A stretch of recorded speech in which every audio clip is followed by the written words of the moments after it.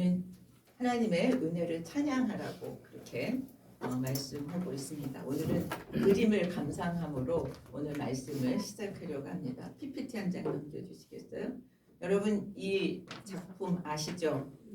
밀레의 이삭 줍는 여인입니다. 이 그림은 추수가 끝난 들판에 여인 3명이 이삭을 줍는 모습의 그림이죠.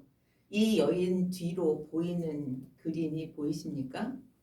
어떤 것이 보이십니까? 수확한 곡식이 단을 만들어 놓고 수레 위에 그 실린 그런 그 곡식들이 보입니다. 여러분 이 그림을 보고 느끼시는 느낌이 어떠십니까? 미술도 하신 분이 있어서 어려운데 여러분 그냥 느낌이 이 그림을 보니까 느낌이 어떻다? 평화롭죠? 매우 목가적이고 농촌의 그런 아름다움과 풍성함이 보입니다. 그런데 실제로 밀레가 어렸을 때 자신의 어린 시절을 그렇게 생각하면서 그린 그림이래요. 근데 그때 아주 농민들이 못 살고 어려워서 그런 그 슬픔이 담긴 그런 마음으로 그린 그림이라고 합니다. 그런데 이 비평하는 사람들은 그냥 그림 자체를 보기보다 밀레가 지주에게 착취당하는 그런 농민의 모습을 그렸다라고 비판하면서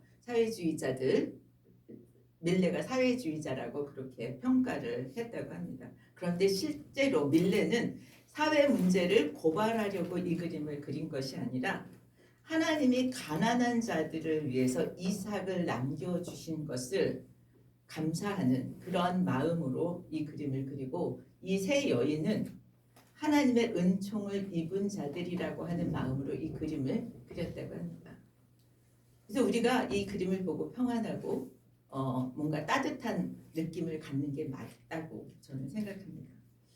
같은 작품을 보고도 어떤 관점과 어떤 시선으로 보느냐에 따라서 전혀 다른 이해를 할 수 있음을 보게 됩니다.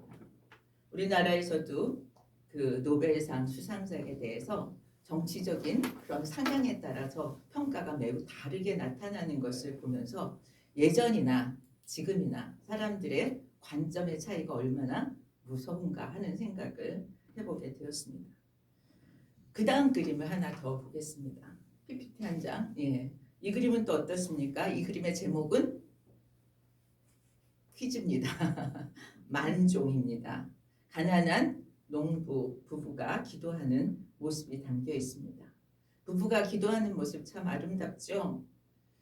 지금 이들은 자신이 얻은 수확물이 자신의 노동의 결과가 아니라 하늘에서 내린 비와 따뜻한 햇살과 하나님의 적당한 구름과 하나님의 도우심 때문에 이렇게 수확할 수 있었음을 감사하면서 기도하는 모습입니다.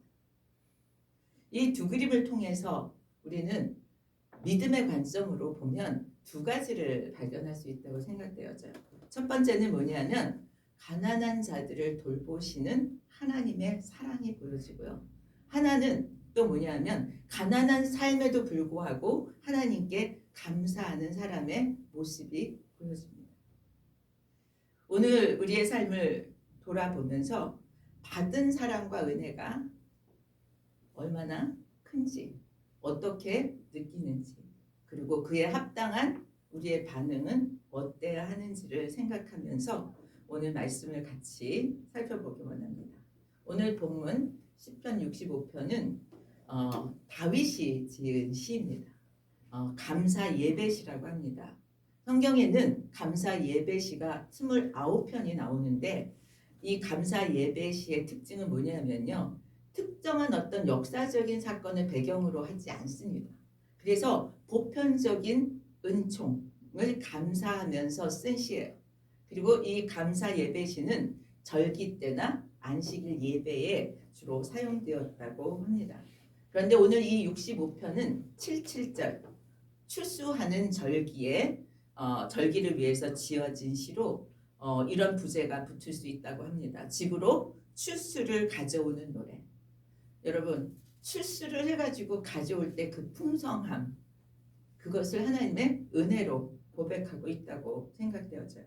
이 출칠절은 처음 수확을, 밀수확을 시작하는 초실절에서 7주를 지나고 걸쳐서 수확을 마무리하면서 수확의 완성의 기쁨을 기념하는 절기가 칠칠절입니다.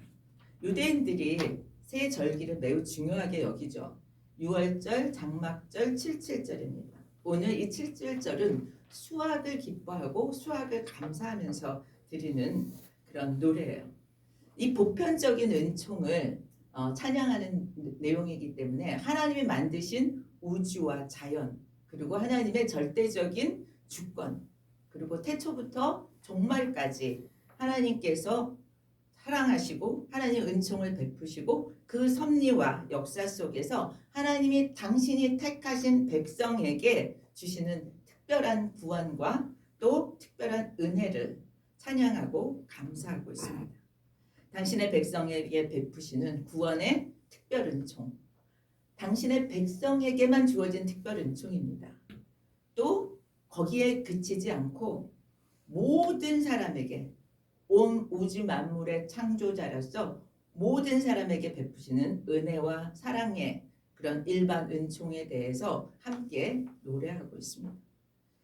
이 시편 65편을 통해서 우리는 두 가지를 같이 생각해 볼 수 있습니다. 하나님이 종말 때까지 이 세상에 모든 사람들에게 은혜를 베푸실 것입니다. 이 은혜를 베푸시는데 이 종말 때까지의 은혜를 베푸시는 이 기간에 믿지 않는 자들에게 하나님이 기회를 주신다는 거예요. 회개하고 돌아올 기회, 그리고 하나님과 특별한 관계를 맺어서 특별 은총을 받을 수 있는 축복의 기회를 주신다는 거예요. 우리는 이것을 놓고 일반 은총을 받는 모든 사람들이 어디까지 특별 은총을 받게 되기까지 저들을 격려하고 또 저들을 위해서 기도해야 한다는 것이죠. 두 번째는 구원을 이미 받은 우리들은 거저 받은 구원의 은총에 감사하면서 그 은혜를 찬양하고 그 은혜를 찬양함으로 열방에 하나님의 구원의 역사를 선포하는 그런 사명이 있다는 것입니다. 다음 주일은 우리가 1년에 한 번씩 지키는 추수감사 주일입니다. 이 한 주간 동안에 기도하면서 특별히 하나 동안에 하나님이 우리가에게 베풀어 주신 축복과 은혜를 돌아보는 시간이 되었으면 좋겠습니다. 하나님이 주시는 축복의 사람들이 되시기를 축원하면서 같이 말씀을 나눠보려고 하는데요. 시편 기자는 어떤 사람들에게 복이 있다라고 말씀하고 있습니다. 우리 4절을 보면 그렇게 되어 있습니다. 주께서 택하시고 가까이 오게 하사 주의 뜰에 살게 하신 사람은 복이 있나이다. 여러분, 어떤 사람이 복이 있다고요? 하나님이 택하시고 가까이 오게 하셔서 주의 뜰에 살게 하는 사람, 주의 뜰에 살고 있는 사람은 복이 있다라고 얘기합니다. 근데 3절에서 뭐라고 얘기하냐면 죄악이 나를 이겼사오니 우리의 허물을 주께서 사하시리이다. 이 앞에 이 얘기가 나와요. 인간의 죄악의 문제를 해결해야 되는데 우리 힘으로는 해결을 못한다는 거예요. 죄악이 나를 이겨요. 죄악이 나를 이겨서 내가 죄악을 이겨야 되는데 죄악이 나를 이뤄서 자꾸 죄 가운데 끌려가는 모든 사람이 모든 죄에 대해서 그렇게 지는 것은 아니지만 죄악에 이끌려갈 수 있다라고 하는 것이 오늘 말씀이에요. 그러면 우리는 여기서 좌절할 것이 아니라 이 근본적인 해결 방법은 하나님께 있다는 얘기를 하고 있어요. 뭐라고 얘기해요? 우리의 허물을 주께서 사하시리이다. 우리의 죄의 문제를 우리가 이겨낼 재간은 없습니다. 이 죄악에 대해서 소망이 있어요. 왜? 회개를 하면 죄사함을 받는 사죄의 은총이 있기 때문입니다. 죄악에 패하여도 우리는 그래서 소망이 있다는 거예요. 하나님과의 관계를 통해서 죄의 문제를 해결한 사람이 복이 있다는 거예요. 이런 사람은 하나님이 택한 사람이고 이런 사람은 하나님이 가까이 오게 하시고 이런 사람은 뭐예요? 주의 뜰에 살게 되는 복을 얻게 된다라고 얘기합니다. 오늘 세 가지 동사를 가지고 같이 생각해 보려고 합니다. 택하시고 가까이 오게 하시고 주의 뜰에 살게 하신 그것을 통해서 그 일에 거기에 참여한 사람이 복이 있다라고 한다면 우리는 좀 살펴볼 필요가 있다고 생각돼야죠. 택하시고의 히브리어 원어는 선택하다, 좋아하다라는 뜻이에요. 우리가 사랑받을 자격이 없을 때 하나님이 사랑하셔서 우리를 택해 주셨다는 거예요. 하나님이 택하셔서 사랑받는 자, 사랑받아서 택한 사람이 된 사람, 복이 있습니다. 그렇다면 우리는 뭐예요? 복이 있는 사람입니다. 우리 한번 해볼까요? 나는 복이 있는 사람입니다. 복이 있는 사람입니다. 두 번째, 가까이 오게. 이 가까이 오게라는 동사는 둘 사이의 관계가 더욱 친밀해지고 더 가깝게 다가가는 그런 것을 뜻합니다. 하나님과 가까워져서 하나님께서 택하신 사람은 하나님과 가까워져서 하나님과 친밀한 영적인 교제가 이루어진다라고 하는 것을 뜻합니다. 하나님의 은혜로 용서를 받은 자는 하나님이 이끌어서 하나님과 깊은 사귐을 누리게 하시고 친밀하게 하십니다. 하나님과 사귐의 관계가 되어서 하나님과 가까워진 사람은 복이 있는 사람이라고 얘기합니다. 그렇다면 여러분 하나님과 가까울수록 복을 많이 받으신 줄 믿으시길 축복합니다. 우리 다시 한번 해볼까요? 나는 복받은 사람입니다. 복받은 사람입니다. 하나님과 교제할 수 있고 기도할 수 있으면 복받은 사람이라는 거죠. 세 번째는 주의 뜰에 살게 하신, 주의 뜰은 성소의 앞마당이에요. 제사장과 일반 백성들이 제사 후에 제물을 나눠 먹으면서 담소를 했던 장소입니다. 살게 하신다라고 하는 히브리어는 그냥 어느 장소에 거주한다라는 의미를 뛰어넘어서 삶을 공유한다는 것. 주의 뜰에 살게 한다는 것은 주님이 계신 그곳에서 주님과 삶을 공유하고 공동체와 삶을 공유하는 것을 뜻합니다. 하나님 임재하시는 곳에서 영적인 교제를 하나님과도 하고 같은 믿음의 공동체가 하는 사람이 복이 있다라고 하는 거예요. 그렇다면 여러분 우리는 복이 있는 사람입니다. 믿으십니까? 다시 한번 해보죠. 나는 복 있는 사람입니다. 복 있는 사람입니다. 교제할 수 있기를 축복합니다. 삶을 공유한다는 건 뭐냐면요. 우리의 삶을, 우리의 형편을 아뢰고 하나님의 위로를 받고 하나님의 평강을 받고 하나님의 격려를 받고 하나님의 응원을 받는 그런 사람이 하나님과 삶을 공유하는 사람입니다. 기도 가운데서 하나님과 하나님의 크신 위로와 평강과 또 지지와 응원을 받으시기를 축복합니다. 그러면 우리는 하나님께 뭘 드릴까요? 우리의 형편도 아뢰고 하나님의 그런 위로와 지지와 응원을 받으면 하나님께 그 다음에 드릴 것은 찬양입니다. 하나님께 드릴 것은 감사입니다. 우리들이 되기를 축복합니다. 주님의 임재가 있는 처소에서 하나님과 깊이 있는 친밀한 영적인 교제를 하는 그런 복된 삶을 살게 되길 축복합니다. 지금 다윗이 이렇게 복 있는 사람은 이런 사람이 복이 있다라고 한다면 내가 하나님께 받고 싶은 복이 있습니다. 우리가 하나님께 받은 복이 있습니다. 우리 좀 같이 생각해 보기를 원합니다. 다윗은요 구약 사람이에요. 그런데 매우 영적인 그런 사람이었습니다. 영적인 지식이 있었어요. 전적으로 구원이 하나님에 의해서 이루어진다라고 하는 것을 알고 있었어요. 우리 신약성경 에베소 2장 8절에 그렇게 되어 있죠. 너희가 그 은혜를 인하여 믿음으로 말미암아 구원을 얻었으니 이것이 너희에게서 난 것이 아니라 하나님의 선물이라. 하나님의 선물로 구원을 받았다는 거예요.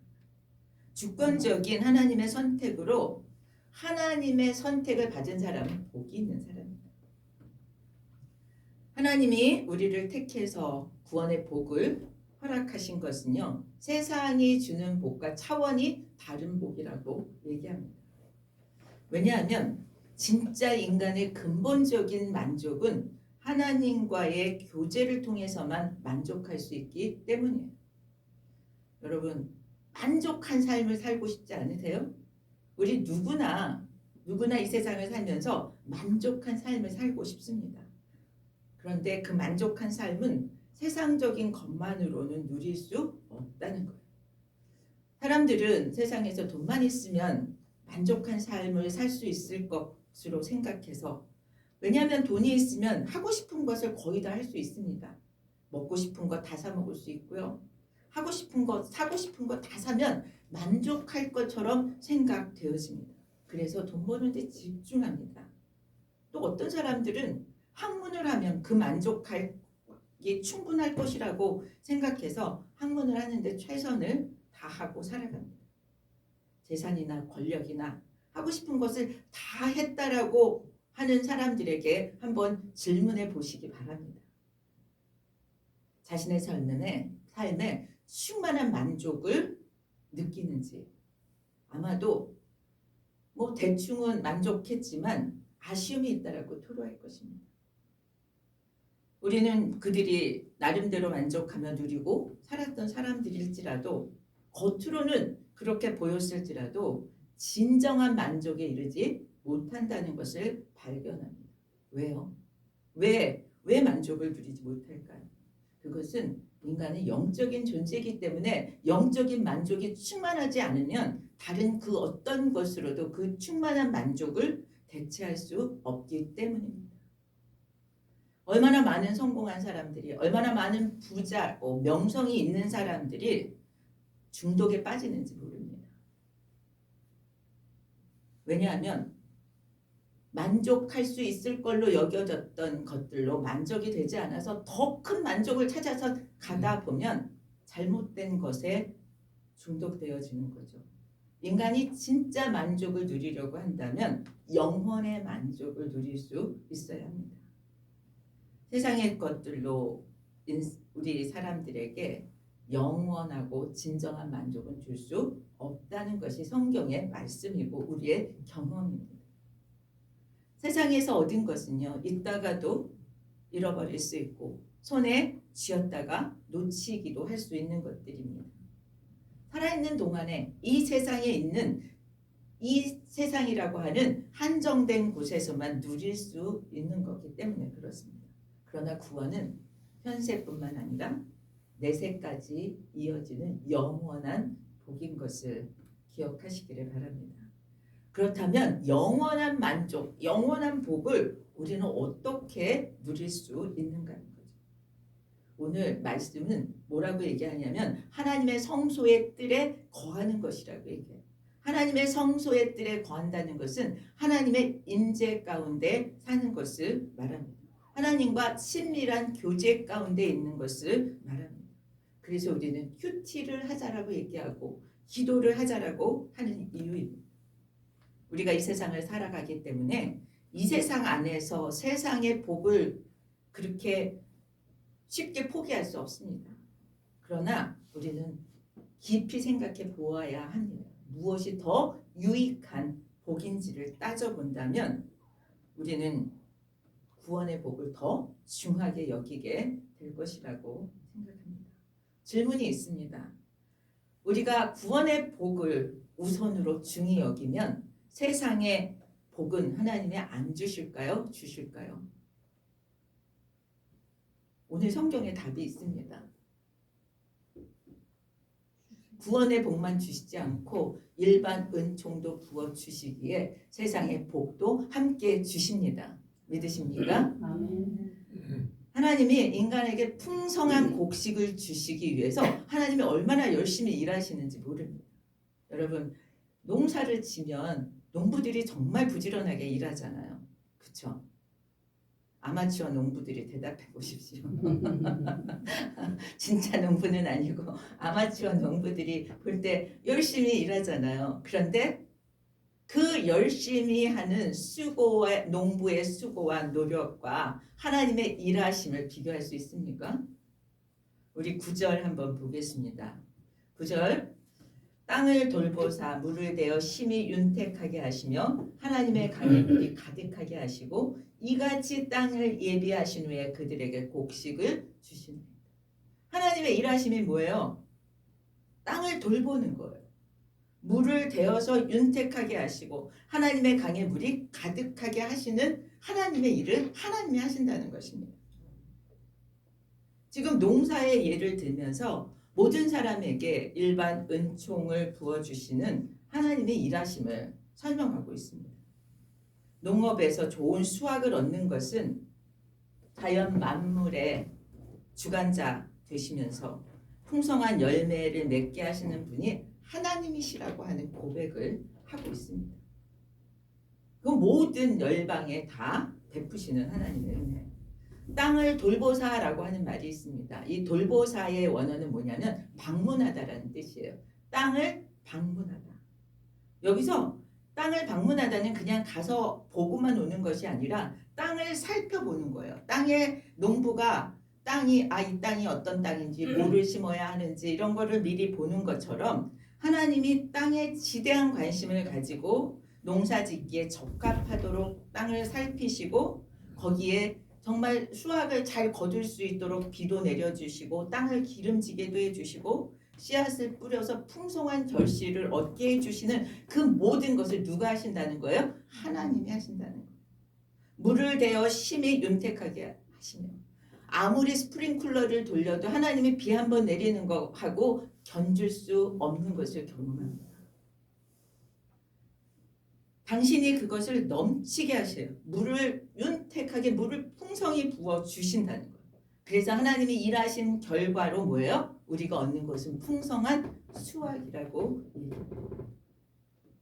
하나님의 강에 물이 가득하게 하시고 하나님의 강이 어디 있을까요? 하나님의 강이 어디 있을까요?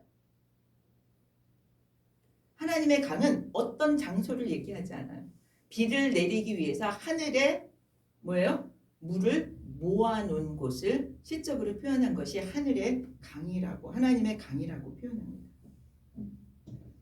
시편 147편 8절에 그가 구름으로 하늘을 덮으시며 땅을 위하여 비를 준비하시며 하늘의 하나님의 강은 하늘에 뭐예요? 물을 담고 있다라고 표현합니다. 하나님이 풍성한 수확을 위해서 준비하시고 일하심의 결과로 우리는 곡식을 얻는 것처럼 하나님의 은총이 아니면 우리는 한순간도 우리의 삶을 유지할 수 없습니다.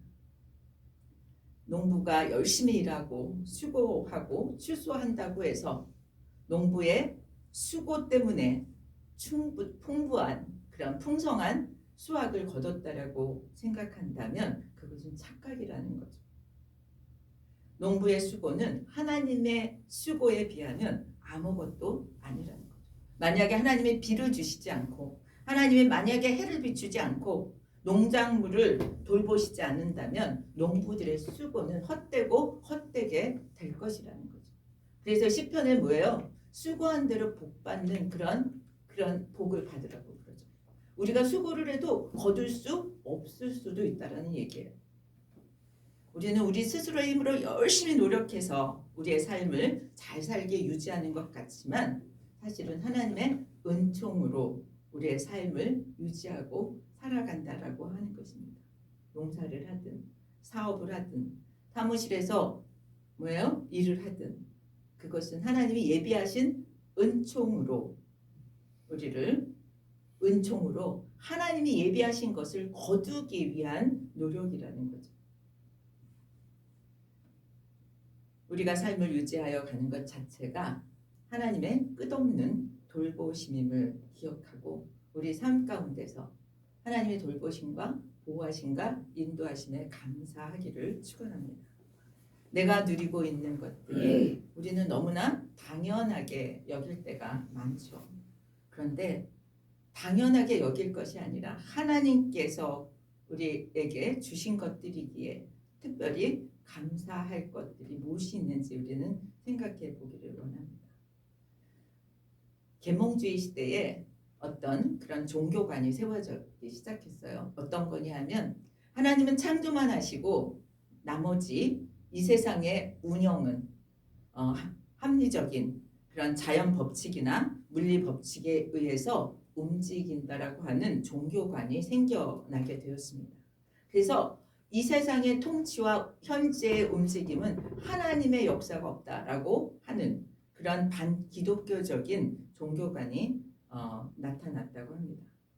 그런데 정말 그런가요? 성경은 그렇게 얘기하지 않습니다. 하나님은 당신이 만드신 세상을 절대로 방치해 두지 않으신다는 사실입니다.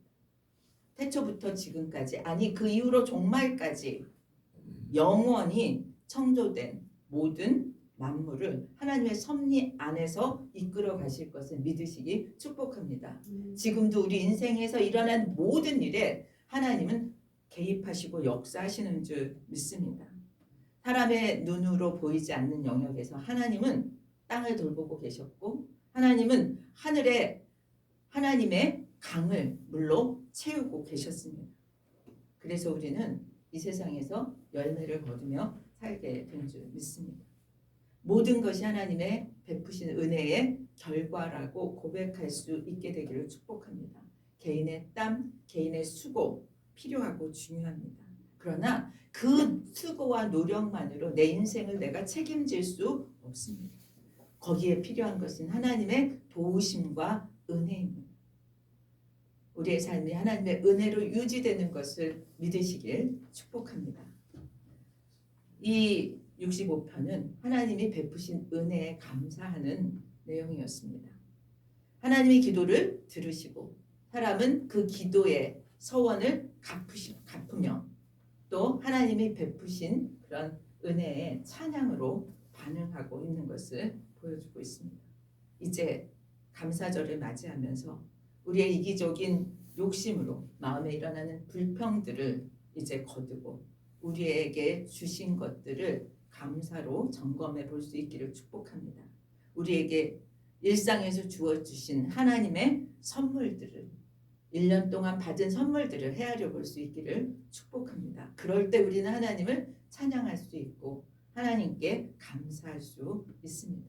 우리가 받은 은혜를 찬양하는 것이 우리를 지으시고 우리를 보호하시고 우리를 인도하시는 그분께 합당하게 드릴 반응이라고 생각합니다.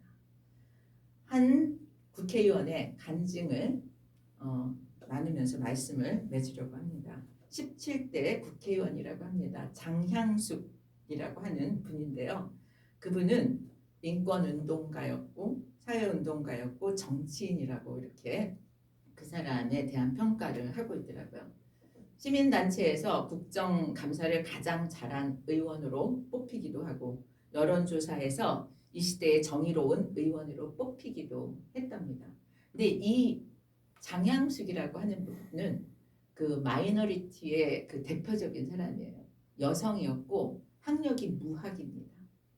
여러분 너무 공부 많이 하셨어요. 그리고 장애인이었어요. 16살까지 문 밖을 나가볼 수가 없었대요. 그 당시만 해도 그 장애인들에 대한 그런 그 벽이 있었겠죠. 그래서 학교는 한 번도 다녀본 적이 없었고 그런데 그녀는 1만 권 이상의 책을 집에서 혼자 읽었다고 합니다. 휠체어가 없으면 다닐 수가 없었지만 그는 국회의원이 되고 나서 국회나 당에서 열리는 회의를 한 번도 빠진 적이 없는 그런 사람이었대요. 그가 간증을 하고 있습니다. 어느 부흥에 젊었을 때 참여했대요. 예배당에 들어가는 순간 그 목사님이 너무 휘둥그레하면서 안타까운 마음으로 이 장 의원의 다리를 붙들고 뻘뻘거리면서 기도했대요. 주여 믿습니다. 기적을 보여주십시오. 이 자매가 벌떡 일어나서 하나님께 영광을 돌리게 해주십시오. 이렇게 기도했대요. 근데 본인은 전혀 감동이 되지 않았대요. 기도를 마친 목사님께 말씀을 드렸대요. 목사님, 기도는 참 감사합니다. 그런데 제게 중요한 것은 기적보다 하나님의 뜻을 더 깊이 생각하고 따르는 것입니다. 라고 대답했대요. 그리고 그가 기도할 때 하나님께서 자신에게 말씀해 주셨대요. 너의 두 다리를 멸시하지 않는다. 마른 나무에 새싹이 돋든 너희 다리에 꽃을 피우리라. 그리고 그는 그런 장애인 인권 운동가로서의 활동을 계속했다고 합니다. 그러면서 그분의 고백이 평생 은혜를 알고 하나님이 주신 현실을 최상의 선물로 받았다라고 고백하는 그 고백이었습니다. 무엇을 많이 받아서가 아니라 받은 그것을 하나님이 주신 최상이라고 믿는 믿음, 이것이 감사절에 우리에게 주어져야 하는 그런 마음과 믿음이기를 축복합니다. 지금도 하나님은 우리에게 구원의 은혜를 베푸셨고 우리의 필요를 위해서 땅을 돌보시고 풍성하게 채우시는 수확들을 거두게 하실 줄 믿습니다. 찬양함으로 하나님께 영광 돌리는 우리들이 되기를 축원합니다. 다 함께 일어나서 우리 311장 함께 보겠습니다.